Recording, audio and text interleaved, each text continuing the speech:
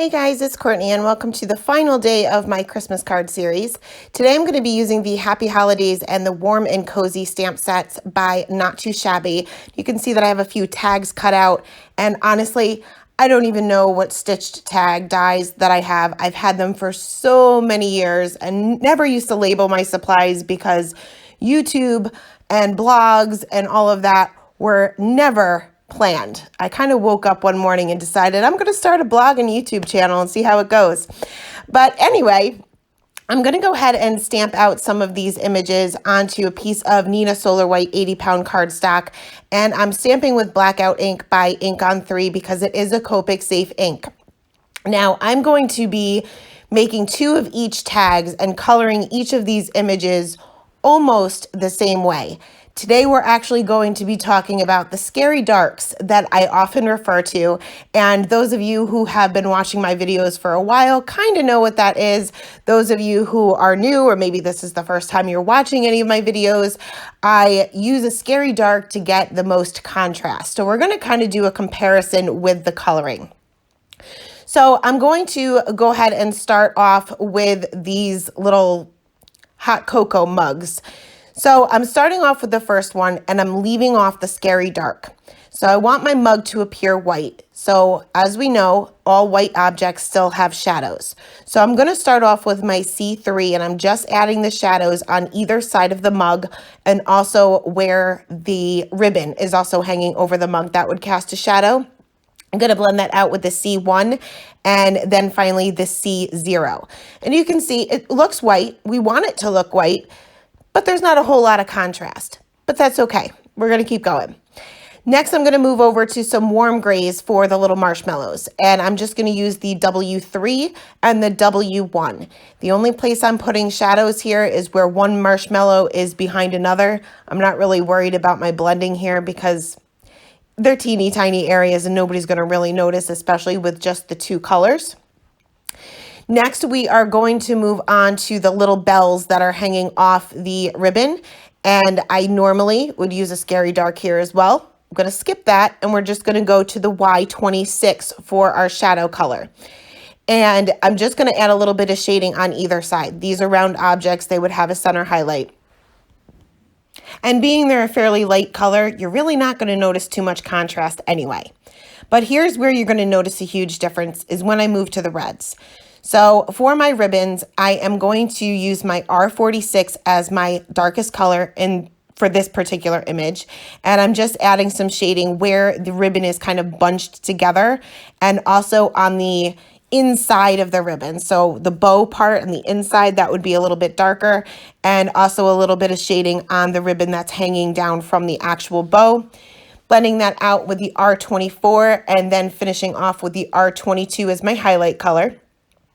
Now, here's where I noticed that I missed the handle of the mug because I thought at first glance it was actually part of the ribbon, but it's not. So I'm going to go back in with the C3, C1, and C0 just to add a little bit of shading there. Now we're going to go on to the second mug, and I'm going to add my shading to the same places. However, I'm going to bring in that scary dark for each portion of this image. So I'm going to bring in a C5 for the mug itself. And this is a pretty dark gray, especially when you're thinking of a white object. But I'm adding my shading on either side of the mug and also where that ribbon is hanging over. Now I'm going to bring in that C3, which is the darkest color we used for the first one. And I'm just blending these areas out a little bit. Then bringing in the C1 and flicking this color out even further. And then finishing off with the C00 for just the center. If you don't have anything lighter than a C1, go ahead and use a colorless blender just to get rid of those flick lines and you'll pretty much get the same results. Now for the marshmallows, I'm going to use my warm grays again, but this time I'm going to bring in a W5 for my darkest areas. These are tiny areas, so you're just going to have to use the tip of your marker. You can see that my marker is pretty much straight up and down in order to get into these teeny tiny areas. Going to blend that out with the W3 and then the W1. And I did have a little bit of an interruption here. This is somebody who has not made his appearance in a video in a very long time. If you guys don't know, this is Frankie. He loves to watch me color, but all summer long, he's been fascinated with the window. and all the chipmunks and squirrels and birds, where he hasn't even come into the craft room except when he's meowing and crying that he wants to go outside. So he doesn't really color with me often, but he's starting to get back into that habit. So I'm going to try to continue coloring here, and here is where I'm going to go in with that E99 as my scary dark color for those little bells. And for the ribbon, I am going to bring in, normally I'd bring in an R89. My R89 is getting pretty dry because of all these Christmas cards I'm making. So I'm going to bring in an R39, which isn't as scary of a dark as I normally use, but you'll still get the same results. And you can see here that I definitely have a lot more contrast with this one. I still use the R46, R24, and R22. I just brought in that scary dark color to bring in that contrast. So you can see a huge difference between the two images. So the darker the color is, the more you're going to notice whether or not you use that scary dark. So he was not going to give up. He wanted to be here with me. So I did go ahead and kind of take a little play break with Frankie. He's playing with my colored pencils here. And I did color the first little gingerbread man off camera. Well, I was on camera, but his face was in the way. But I used the E35, E33, and E31. And for the heart, I used the R46, R24, and R22. Now for this one, I'm bringing in the E37, which is a pretty dark color. And all I'm doing for this one is I'm outlining it. I'm not really adding any shadows because this is a cookie. So the edges would be darkest. Going to go ahead and blend that out with the E35, then the E33, and then bring back that E31 for my lightest color on both of them. You can see there's quite a big difference in the contrast that we got. For the heart, again, I'm going to bring in that scary red. This time I did bring back in my R89 because it's such a tiny area that I figured a flick or two won't kill my marker too much. But you can notice a big difference here. Now for the presents and the reindeer, I didn't color them on camera because I pretty much used the same color combinations and colored one without the scary dark and one with. But I am going to show you the penguin. So the penguin obviously is black and white. So for this first one here, I'm going and filling in all the black areas with just a black marker, not adding any shading at all. I am going to add a little bit of shading to the white areas of the penguin just because these are larger areas. His face is pretty large. But again, same as the mug, I'm just going to bring in the C3, C1, and C00 for that. And I'm just going to add a little shading underneath his hat and underneath his scarf. For his little feet and his beak, I'm not doing any shading at all on either one because they're so tiny. Nobody will ever notice. Now for his hat, I'm going to be using some blues and purples. So again, this is the one without the scary dark. So I'm going to go right in with that, what will be the darkest blue for this particular image. And for his hat, I'm going to add a little bit of shading to the top and the bottom. And then the bottom portion of his hat, the one with the little tiny stripes, I'm just going to add a little bit of shading to the top and bottom of that as well. Same for his scarf, the part that's wrapped around his neck. Those stripes would have a little bit of shading on the top and bottom. And for the parts that are hanging down, I'm just choosing a side, doesn't really matter. I'm going to blend these areas out a little bit with the B12, and then I'm going to finish off with the highlight color, which is the B00. And when you're going in with a really light color like the B00, or anything significantly lighter than your other colors, you want to kind of move quickly. You don't want to overblend. The more you go over the darker areas with the lightest color, the more you're going to move that color around, and you're not really going to get the shading that you're looking for. Just keep in mind that the lighter the color, the more it will act as a colorless blender. So something like a B00 is basically a colorless blender with just a teeny tiny bit of pigment in it. So going on to the purples, I'm doing my shading the same way here, using the V06 as my darkest color, blending that out with the V04, and then I'm going to finish off with the V01 for that highlight color. So next I'm going to move on to this next penguin here, and I'm going to do my shading the same way, but this time the black areas I'm also going to add shading. So once again, I am going to start off with that black marker, but I'm only adding this in the darkest areas. So where his little fins are off to the side, they're going to have a little bit of a shadow. Where his feet are kind of hanging up above his body and underneath his hat. Gonna blend that out with the C7, and then for the highlight area, I'm going to blend that out with the C5. Now, I'm gonna add the same type of shading to his face and his little belly there. That should be white. I'm going to start off with that C5, which is the highlight color of the black area. Gonna blend that out with the C3, then the C1, and then the C00. Now, I noticed that when I went in and added the C00, I guess I just didn't leave enough of a highlight area, or maybe I blended it too much, where it definitely looked gray, no longer looked white. So I'm gonna bring in my colorless blender, and I'm going to quickly go over those highlight areas very quickly to just kind of bring that white area out a little bit. Now for his hat, I'm not going to show you all of this again, but I wanted to just show you what my Scary Dark is, which is the B18. The other three colors are going to remain the same, but you can see that when I add that Scary Dark, I'm not adding as much as I did on the first one for the darkest color, which is now my darkest midtone. I'm just adding a little bit. Now, when you're using the Scary Darks, you don't have to use a ton of it. You can just use a flick or two or one single line, and you're going to notice a huge difference.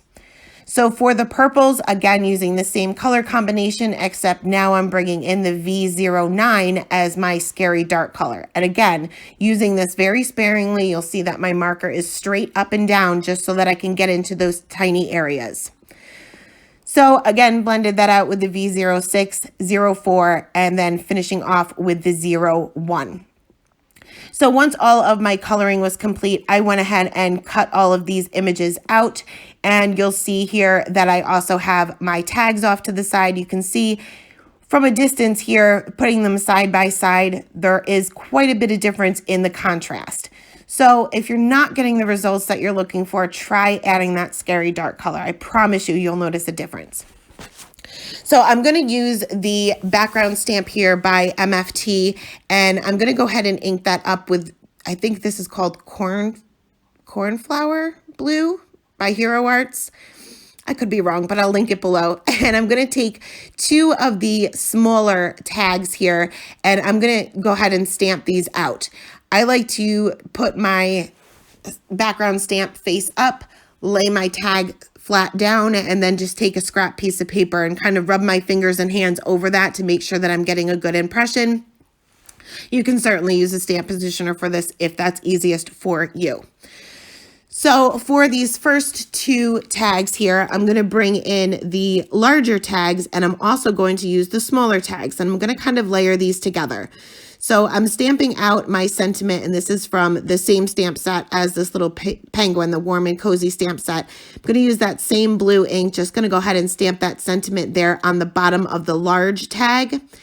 Then I'm going to take some ribbon. And honestly, I don't have any baker's twine. I don't have any pattern paper, which is why I'm using a background stamp. When I redid my craft room, I really downsized as far as the supplies go. Luckily, my mom recently got into card making, so I had somebody to give it to, and she is using it and loving it. So at least it went to somebody who can actually put it to good use. So the way I add my ribbon here is I add both ends through the front of both of the tags, and I'm leaving a little loop there in the front of the front tag, I guess, the smaller tag. Once I have those two kind of threaded through towards the back, I'm going to take both of those ends and put those through that little loop and pull, and then you can cut off any excess that you want. But this way, that ribbon's not going to go anywhere. It's pretty tight there. I'm going to go ahead and use some foam tape to pop up my little penguin right there on my background. And you can stick this smaller one down if you want, but I kind of like it that it's kind of separated.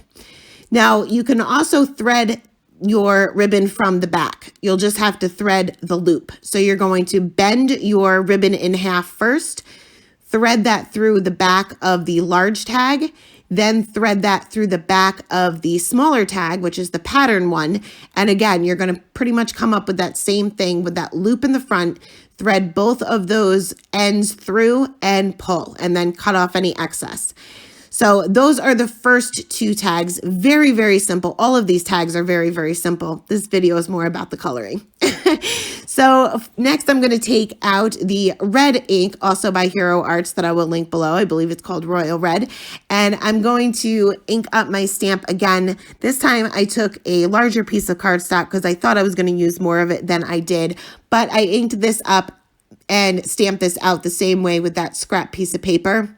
I cut these down into skinny little strips that are the same width as my little tags. I'm using the smaller tags here. Going to adhere those little strips of that pattern right there on the bottom portion of each one of the tags. I'm using wet glue. I want these to be flat, and you can just use double-sided adhesive if you prefer. Next, I'm going to go ahead and add my sentiment. So I took some red cardstock, treated it with my anti-static tool, stamped out my sentiment, sprinkled on some white embossing powder, and went ahead and heat set that. I did cut these down to not really strips, but I guess you could call them sentiment strips, just a little bit larger than the sentiment itself. I'm going to go ahead and adhere these little presents down flat again with my wet glue, and then I will pop up my reindeer on the other side of that present with some foam tape, and then I'll also add some foam tape to those sentiments and put that directly in the center of those little patterned, I can't really call it pattern paper, but the little pattern that we have created on the bottom. So next we are going to move on to the final tags, and I really wasn't sure what to do with these because these images, or especially the little mug, is a little bit larger, and I ended up not doing anything to them. So I have my larger tags here, and they pretty much fill up a lot of it. So I ended up taking 3 of the sentiments from the same stamp set, and I'm just using my grid mat here to line these up before popping these onto my acrylic block. Now, I'm not sure what happened here. I went to pick up all 3 of these sentiments, not realizing that I didn't pick up the word wishes. So I had to pick that back up with my acrylic block before stamping this out with that same red ink. But for the first tag, the wishes didn't stamp at all, even though it is on my acrylic block. The second tag, I had no problem. So I'm not really sure what happened there. I did have to go back and just add that one single word there. Never had that happen before, but I fixed it. So for the little cookie or the gingerbread man there, I'm going to go ahead and adhere him flat down with my wet glue, and then I'll use some foam tape to pop up my little mug. I finished off this one with some Nuvo drops, and these are the glitter ones. They're clear glitter. Blizzard, I think they're called, or something. Again, link it below. I never know the names of products, but I'm going to go over the entire area of the little marshmallows to make them a little sparkly, and then I just added a few little drops around the sentiment as well. So that is it. That is the tags, I guess you could say, for today, and that is the Christmas card series for this year. Thank you guys so much for stopping by, and thanks for hanging in there for the full 25 days. Have a great day. Bye.